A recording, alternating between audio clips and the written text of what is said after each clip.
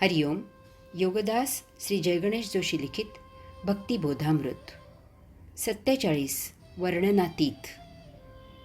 भक्ताला स्वस्वरूपावस्था प्राप्त झाली तरी ती वर्णनातीत असते. भक्ताला जी अनुभूती प्राप्त झाली ती तो इतरांसाठी शब्दबद्ध करू शकत नाही.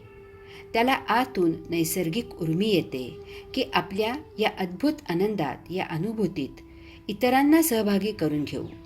तसा तो त्याच्याकडून प्रामाणिकपणे प्रयत्नही करतो. परंतु लवकरच त्याच्या लक्षात येते की आपण जे प्रत्यक्ष अनुभवले त्याच्या वर्णनासाठी त्याच्याकडे समर्पक शब्द नाहीत. त्याची प्रतिभा तोकडी पडत आहे. हे असेच आहे, कारण अनुभूती ही देहादी इंद्रियांच्या पलीकडील असते. भक्ताचा जेव्हा देहभाव नष्ट होतो तेव्हाच त्याला अनुभूती प्राप्त होते. तथापि भक्त जेव्हा त्याची अनुभूती शब्दांमध्ये बद्ध करू पाहतो त्यावेळी त्याला देहादी इंद्रियांची मदत घ्यावी लागते. एरवी वर्णन करणे शक्य नाही. अनुभूती हा देहादी इंद्रियांच्या कक्षेबाहेरील विषय आहे. मुक्याने साखर खाल्ली तरी त्याची गोडी त्याला इतरांना सांगता येत नाही.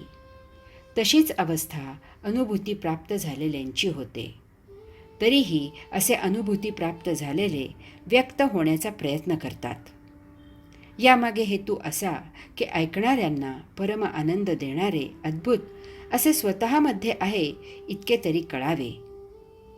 या मार्गाला यात्रा करण्यासाठी त्यांच्यात भक्ती जिज्ञासा जागृत व्हावी. हरि ओम.